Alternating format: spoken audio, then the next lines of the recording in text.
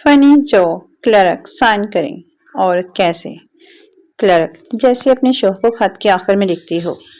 عورت نے لکھا، فقط تھوڑی چمی دی پیاسی بلو۔ فنی جوک، میرے ایک دوست کو چائے بنانی نہیں آتی تھی، میں نے اسے شادی کا مشورہ دے ڈالا۔ اب ماشاءاللہ وہ برتن اور کپڑے اچھی طرح دھونے کے ساتھ ساتھ بہترین کھانا بھی بنا لیتا ہے۔ کل مجھے ملا تھا، پوچھ رہا تھا کہ پاکستان اور انڈیا کی جنگ کب ہوگی، میں شہید ہونا چاہتا ہوں۔ فنی جوک، بچہ امی آپ کے پاس 10 روپے ہیں؟ ماں، نہیں بیٹا اپنے ابو سے لے لو۔ بچہ، پاپا آپ کے پاس 10 روپے ہیں؟ باپ، بیٹا کھلے نہیں ہیں، اس وقت اپنے چاچو سے لے لو۔ بچہ، چاچو آپ کے پاس 10 روپے ہیں؟ چاچو، نہیں بیٹا اس وقت تو نہیں ہے، اپنی چچی سے لے لو۔ بچہ، چچی آپ کے پاس 10 روپے ہیں؟ چچی، ہاں بیٹا ہیں، دوں کیا؟ بچہ، نہیں اپنے ساتھ قبر میں لے جانا، ظالموں کلفی والا چلا گیا ہے۔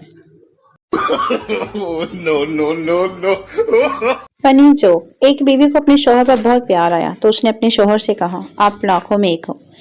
یہ سن کر شوہر کو بہت غصہ آیا اور اس نے ایک زوردار تھپڑ بیوی کے منہ پر مارا اور پوچھا کہ یہ باقی کے 99,999 لوگ کون ہیں؟ فنی جوک، میرا ایک دوست کہتا تھا جان بھی مانگو گے تو حاضر ہے۔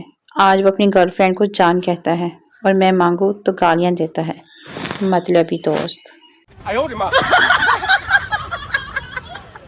فنی جوک، پرنام سنگھ بیٹھا رو رہا تھا، ایک دوست نے رونے کی وجہ پوچھی تو سردار جی کہنے لگے، بھائی میری ماں مر گئی ہے، عہدے کام وچ روندا پیا واں۔ دوست نے تعزیت کی اور چلا گیا۔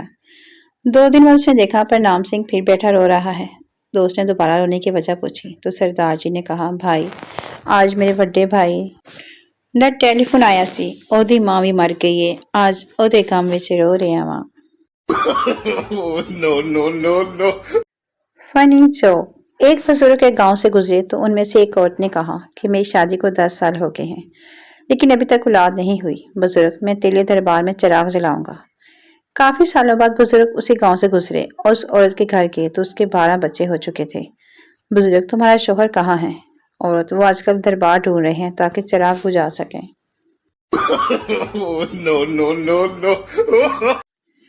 فنی جوک، رات چلتے ہوئے ایک آدمی گر کر بے ہوش ہو گیا، اسے اٹھا کر ہاسپٹل لے جایا گیا۔ ڈاکٹر نے اس کا معائنہ کیا اور آپریشن کی تیاری کرنے لگے، لیکن آپریشن کے لیے جب اس کے کپڑے اتارے گئے تو انہوں نے اس کے سینے پہ ایک کاغذ بندھا دیکھا۔ کاغذ پر لکھا تھا، میں مرگی کا مریض ہوں اور اس وقت مجھے مرگی کا ہی دورہ پڑا ہے، خدا کے لیے میرا کوئی آپریشن نہ کیجیے گا۔ میرا پہلے ہی 2 مرتبہ اپینڈکس کا اور 1 مرتبہ گردوں کا آپریشن خواہ مخواہ کیا جا چکا ہے۔